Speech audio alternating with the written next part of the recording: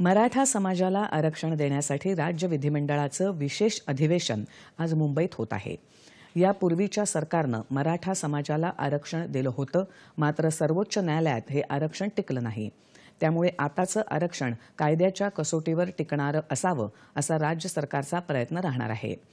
दुसऱ्या कोणत्याही आरक्षणाला धक्का न लावता मराठा समाजाला टिकणारं आणि कायद्याच्या चौकटीत बसणारं आरक्षण देण्यासाठी या अधिवेशनात चर्चा होईल असं मुख्यमंत्री एकनाथ शिंदे यांनी काल प्रसारमाध्यमांशी बोलताना सांगितलं।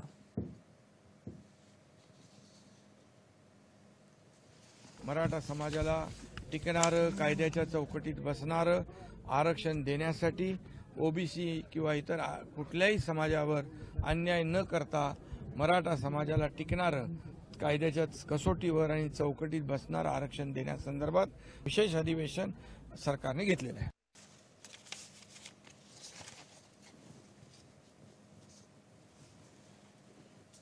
नव्या वर्षातील हे पहिलंच अधिवेशन असल्यानं अधिवेशनाची सुरुवात राज्यपालांच्या अभिभाषणानं होणार आहे।